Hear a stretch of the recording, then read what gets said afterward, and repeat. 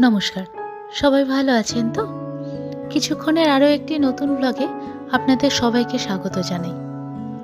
আজ বৃহস্পতিবার, আর আজকে রাতের মেনু হলো দই কাতলা আর তার সাথে গরম গরম ভাত। চলুন রান্নাটা শুরু করা যাক, আর তার সাথে আপনাদের সাথে গল্পও করা যাক। আমি এখানে দই কাতলা বানানোর জন্য মোট 800 গ্রাম মতন কাতলা মাছ নিয়ে নিয়েছি। এবারে এই মাছটাকে একটু ম্যারিনেট করে রাখতে হবে, আর তার জন্য আমি নিয়েছি 1 চামচ মতন হলুদ আর 1 চামচ নুন, আর এর সাথে আমি দিয়ে দেব 2 চামচ মতন সর্ষের তেল। আর এই সব কিছু দিয়ে খুব ভালো করে মিক্স করে মাখিয়ে রেখে দিতে হবে বেশ কিছুক্ষণ। আমরা এখন এটাকে ম্যারিনেট করে রাখা বলি, তবে ছোটবেলায় মা কাকিমাদের মুখে শুনতাম মাছে নুন হলুদ মাখানো। নুন হলুদ মাখিয়ে রাখলে নাকি মাছের ভেতরে খুব সুন্দর নুনটা ঢোকে, আর মাছের স্বাদটাও খুব সুন্দর হয়। ছোটবেলায় যখন মা মাছ রান্না করতো, তখন মাছ কাটা থেকে নুন হলুদ মাখানো, ভাজানো সব কিছুর সময় আমি মায়ের পাশে ঠিক ছোট বিড়ালের মতন বসে থাকতাম। যাক, নুন হলুদটা মাখানো হয়ে গেল, এটা কিছুক্ষণ রেখে দিই। আর ওদিকে গ্যাসটা অন করে কড়াটা বসিয়ে দেব। এই রান্নাটা আমি পুরোটাই করব সর্ষের তেল দিয়ে, কারণ আমরা সাধারণত বাঙালিরা সর্ষের তেল দিয়ে মাছের তরকারি করতেই বেশি পছন্দ করি। তাহলে তরকারিতে বেশ একটা সুন্দর ঝাঁঝ বজায় থাকে। তেলটা গরম হয়ে গেছে, এবারে একে একে মাছগুলো ভাজতে দিয়ে দেবো, আর এদিকে জোগাড়গুলো শুরু করে দেবো। দই কাতলা বানানোর জন্য আমি এখানে মোট 3টে পেঁয়াজ নিয়েছি। প্রথমে বড় বড় 2টো পেঁয়াজকে এভাবে বড় বড় করে টুকরো করে নেব, কারণ এগুলো আমি পেস্ট বানাবো, তাই খুব ছোট করে কাটার আর প্রয়োজন নেই।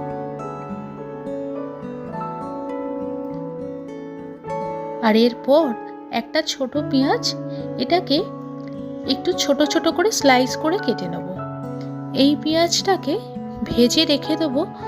একদম যখন তরকারিটা রেডি হয়ে যাবে, তখন ওপর থেকে শুধু গার্নিশের জন্য দিয়ে দেব। তাতে কি হবে, দই কাতলাটা দেখতেও বেশ সুন্দর লাগবে, আর পেঁয়াজ ভাজার একটা সুন্দর সেন্ট ওর সাথে অ্যাড হয়ে যাবে। এই দেখুন, মাছের এক দিকগুলো ভাজা হয়ে গেছে। এবার মাছগুলোকে একটু উল্টে দিই। এই দই কাতলা বানানোর যে মাছটা রেডি হচ্ছে, এই মাছটা কিন্তু আমি খুব কড়া করে ভাজবো না, কারণ খুব কড়া করে ভেজে নিলে কি হয়, মাছের ওই সফট ব্যাপারটা চলে যায়। আচ্ছা, এখানে আমি 4 টুকরো আদা আর কয়েক কোয়া রসুন নিয়ে নিয়েছি। এই রসুনটাও পেস্ট করে নেব, আলাদা করে, পেঁয়াজের সাথে নয়। মাছ ভাজাগুলো আমার প্রায় রেডি হয়ে গেছে। ওই যে বললাম, খুব কড়া করে ভাজবো না, হালকা ভাজবো। অনেকে আবার এতটা নরম মাছ ভাজা না খেতে চাইলে তারা একটু কড়া করেও ভেজে নিতে পারে। আমাদের বাড়িতে মাছ খেতে আমার মেয়ে সেরকম পছন্দ না করলেও আমার হাজব্যান্ড আবার মাছ খেতে বেশ পছন্দ করেন।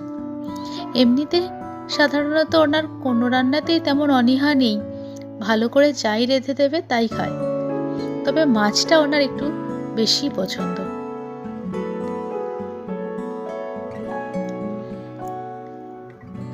এরপরে আর যে মাছগুলো পড়ে রয়েছে সেগুলো ভাজতে দিয়ে দেবো। এই মাছগুলো যতক্ষণ ভাজা হবে ততক্ষণে আমি বাকি জোগাড়গুলো ওদিকে করে ফেলব। এবার এখানে আমি একটু ধনিয়া পাতা নিয়ে নিয়েছি, এটাকে ছোট ছোট টুকরো করে কেটে নেব। আর এই ধনিয়া পাতাগুলো একদম যখন দই কাতলা রেডি হয়ে যাবে তখন শেষে এটা দেব, তাহলে ওই যে পেঁয়াজ ভাজা, ধনিয়া পাতা সব মিলিয়ে খুব সুন্দর একটা সেন্ট হবে। এই মাছগুলো ভাজা হয়ে গেল। এগুলো আমি একটু কড়া করে ভেজেছি, কারণ ওই যে বললাম আমার মেয়ে মাছ খেতে তেমন পছন্দ তো করে না, তাই একটু কড়া করে ভেজে দিলে তবুও খায়।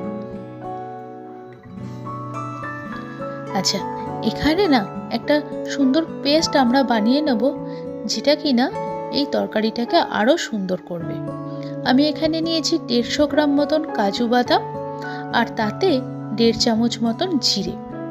ব্যাস, এটাকে একটু জল দিয়ে বেশিক্ষণ না, 3-4 মিনিট একটু ভিজিয়ে রাখবো, আর তারপর মিক্সিতে একটা পেস্ট করে নেব। এই যে পেস্টটা তৈরি হবে, এই পেস্টটাই না তরকারির মধ্যে একটা আলাদা ক্রিমের মতন ব্যাপার তৈরি করবে, কারণ কাজু বাদাম দেওয়া আছে তো, তাই জন্য। এবার তরকারি বানানোর জন্য যে তেলে মাছটা ভেজেছিলাম, ওই তেলটার মধ্যেই 3টে এলাচ আর 2 টুকরো দারচিনি আর 4টে শুকনো লঙ্কা, ব্যাস এইটাই ফোড়ন দেব। এগুলো একটু ভাজা হয়ে এলেই যে বড় পেঁয়াজ দুটো পেস্ট করে রেখেছিলাম, সেই পেঁয়াজটা দিয়ে দেব। এবার এই পেঁয়াজটা ভাজতে একটু বেশি সময় নেবে, কারণ পেঁয়াজটা ভালো করে ভাজা না হলে তার একটা কাঁচা গন্ধ থেকে যাবে। পেঁয়াজটা যখন একটু ভাজা ভাজা হয়ে আসবে, বুঝতেই পারবেন, তখন তার মধ্যে ওই যে আদা রসুনটা পেস্ট করে রেখে দিয়েছিলাম, সেই আদা রসুনটা দেব, দিয়ে আরও একটু বেশিক্ষণ কষিয়ে নেব। তাতে কি হবে, পেঁয়াজের আর রসুনের কাঁচা গন্ধটা একদম চলে যাবে।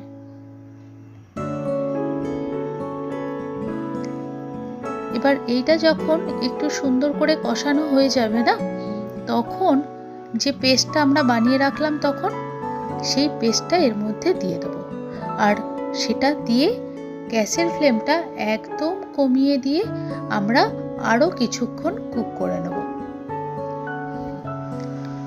তবে এই পেস্টটা দেওয়ার পরে কিন্তু গ্যাসের ফ্লেম একদম জোরে দেওয়া যাবে না, কারণ তাহলে ওই কাজু বাদামটা নিচে লেগে যাবে, আর ওটা নিচে লেগে গেলে না ওর যে সুন্দর ক্রিমের মতন ব্যাপারটা, সেটা নষ্ট হয়ে যাবে, আর তরকারির টেস্টটা অত সুন্দর আসবে না।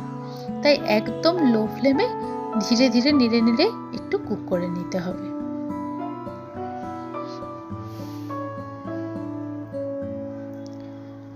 এটা যখন বেশ সুন্দর করে তেল ছাড়তে শুরু করবে, বুঝতেই পারবেন, তখন এর মধ্যে এবারে আমরা দইটা দিয়ে দেব। আমি মোট 800 গ্রাম মাছ নিয়েছিলাম বলে এখানে আমি প্রায় 200 গ্রাম মতন টক দই দিয়েছিলাম। আর এই দইটা দেওয়ার পর আরও কিছুক্ষণ পুরো মশলাটা নেড়ে নেড়ে কষতে হবে। বুঝতেই পারবেন, এটা যখন পুরো ভালো করে দইটা মিশে যাবে না, তখন ওর ভেতর থেকে সুন্দর করে তেল আর মশলা আলাদা হয়ে যাবে। দইটা দেওয়ার আগে আপনারা পারলে একটু ভালো করে ফেটিয়ে নেবেন, তাহলে কি হবে, দইটা আর কেটে যাওয়ার চান্স থাকবে না। তা নাহলে ঠান্ডা দই তো অনেক সময় দিলে না কেটে যায়। আপনারা বাড়িতে হয়তো অনেক সময় এরকম দই কাতলা বানিয়েছেন, তবে এই প্রসেসে একবার বানিয়ে দেখবেন, খুব সুন্দর লাগে খেতে। আচ্ছা, মশলাটা তো কষা হয়ে গেছে, এবারে আমি 1.5 কাপ মতন জল দিয়ে দেব। তবে আমি প্রথমে যে জলটা দিলাম, সেটা হচ্ছে ওই কাজু বা জিরে যে পেস্ট করে রেখেছিলাম না, সেই বাটিটা ধুয়ে একটু জলটা দিয়ে দিলাম। ওই যে আমরা ছোটবেলায় শুনতাম না, মা কাকিমারা দিত শিল ধোয়া জল, তারা বলতো নাকি ওই শিল ধোয়া জলটা দিলেই তরকারির স্বাদ একদম অন্যরকম হয়ে যায়, ওটা দিতেই হবে। তা আমিও কি করি, রান্নার সময় যে বাটিতে মশলাটা রাখি সেটা ধুয়ে একটু জলটা দিয়ে দিই। তাতে কি হয়, মনে হয় যেন তরকারির স্বাদটাও একটু বেশি হয়, আর মা কাকিমাদের টিপসটাও একটু অ্যাপ্লাই করা হয়ে যায়। যাক, গ্রেভিটা তো রেডি হয়ে গেছে। এবার মাছগুলো একে একে এর মধ্যে দিয়ে দিলাম। এটা দেওয়ার পর আর মিনিট 5 মতন অল্প আঁচে ফুটিয়ে নেব, তাহলে মাছটা একটু নরম হয়ে যাবে আর মাছের স্বাদটাও এই গ্রেভির মধ্যে অ্যাড হয়ে যাবে। এবার গ্যাস বন্ধ করে 5-6টা কাঁচা লঙ্কা চেরা, ধনিয়া পাতা আর ওই পেঁয়াজ ভাজাটা উপর থেকে ছড়িয়ে দেবো। আর সবশেষে দেব একটু গরম মশলা। আচ্ছা, পুরো রান্নাটাতে আমি না একবার নুনটা দিয়েছিলাম, সেটা 2 চামচ মতন, এটা আপনাদের দেখানো হয়নি। আর সবশেষে দিলাম একটু চিনি। ব্যাস, দই কাতলা আমার একদম রেডি হয়ে গেছে। আর রাতের ডিনারের সময়ও হয়ে গেছে। এবার শুধু গরম গরম ভাত আর মাছ, ব্যাস আজকের ডিনার একদম জমে যাবে। আপনারা বাড়িতে একবার এই প্রসেসে দই কাতলা বানিয়ে দেখবেন। অবশ্যই ভালো লাগলে আমাকে জানাবেন। আর আমার অন্যান্য দিনেও যে রান্নাগুলো আমি দেখাই, তাতে আমার বলাটা বা দেখানোটা সম্পূর্ণ ঠিকঠাক হয় কি না অবশ্যই আমাকে কমেন্ট করে জানাবেন। আর যদি মনে হয় আরও নতুন কিছু টিপস এতে অ্যাপ্লাই করা যেতে পারে, সেটাও জানাবেন।